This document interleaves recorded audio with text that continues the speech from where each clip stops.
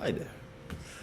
My name's Chadi Almascouni, and today I will be your host in this presentation about Winston Churchill, or as I like to call him, the British Bulldog. Let's get to it.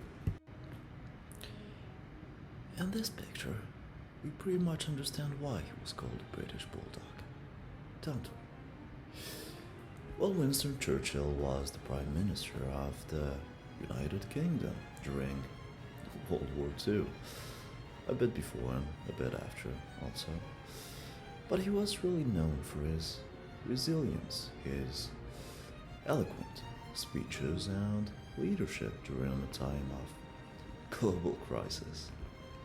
So, this presentation will try and analyze Churchill's leadership style using some concepts that we discussed in class. Well, mainly four concepts: authentic leadership, strategic vision, emotional intelligence, and communication with the art of persuasion. I like all of those things. Funny. In the second lecture, we learned about authentic leadership. Well, Churchill was a leader grounded in his sense of self and core values. He exemplified self awareness because, well, he knew his strengths and weaknesses and stayed true to his principles, really. Integrity, well, his leadership really reflected his values of perseverance, resilience, and a quite unwavering patriotism.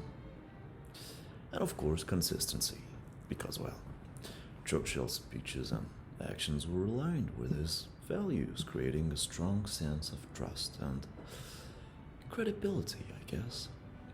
Now, real world implications of that would be that modern leaders, like Churchill, must stay true to their values and exhibit integrity to build trust within their teams. Yeah, they should do that. Now, about his vision and leadership. Churchill's vision was mainly that Britain has to survive and also, accessorily, win against Nazi Germany, the Third Reich. I'm not gonna do that. He had clear goals. His vision provided a clear direction for military strategy and public morale. But also his communication of vision was good, because he was a visionary who effectively communicated his vision through his speeches, helping to unite and inspire the whole British people. Now for the real world implications of that. Today, leaders would have to craft and communicate a clear vision to guide their organization through crises and challenges, which every leader has to face at some point. For his emotional intelligence, on the other hand, Churchill demonstrated emotional intelligence. He connected with citizens, for example, during the Blitz, like we said, and the essay. The essay that was a bit too long.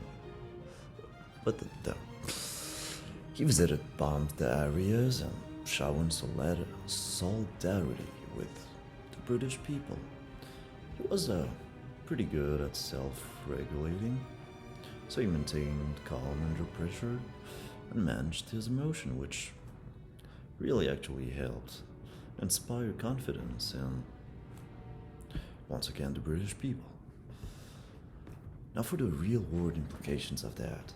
Emotional intelligence is crucial for modern leaders to connect with their team, manage stress, and maintain morale during challenging times. And like we saw in the last slide, it's a pretty inevitable thing, isn't it?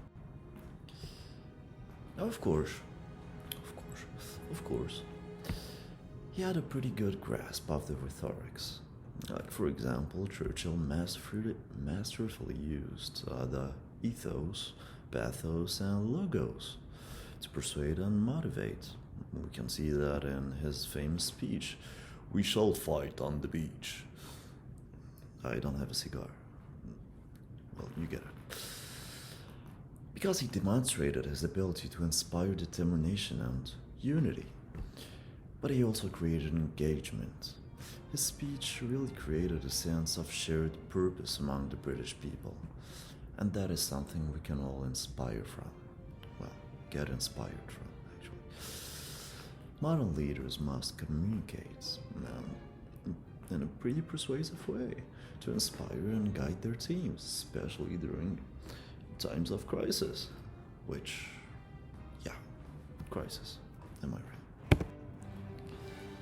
Now, Churchill was really a leader among leaders. And there are a few lessons we can all learn from him. He was an authentic leader. He was self-aware, and his integrity made him, well, a trusted leader.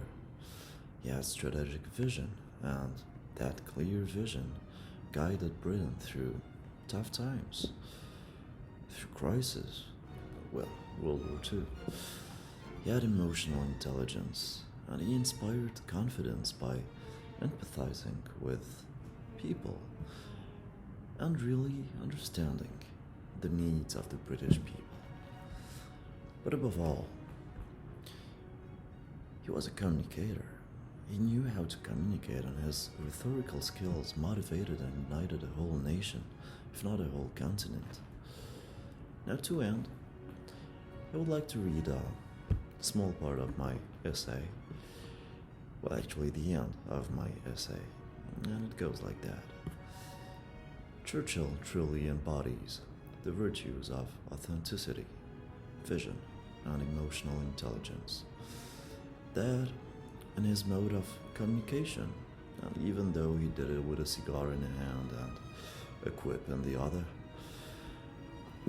For modern day leaders, lessons from Churchill boil down to this: be real, be boldly inspirational, manage your emotions, and, above all, communicate with panache. Because sometimes, all one needs is a good joke and plenty of courage. He stirred countries with his speeches, proving his very own words. Success is not final. Failure is not fatal.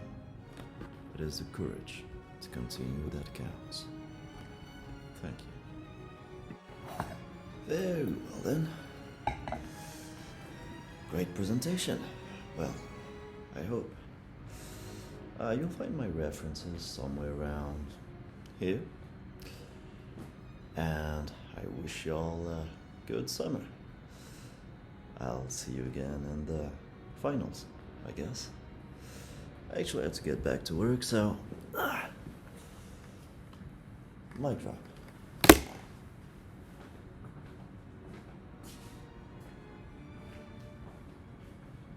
Actually, I have no one to stop filming, so...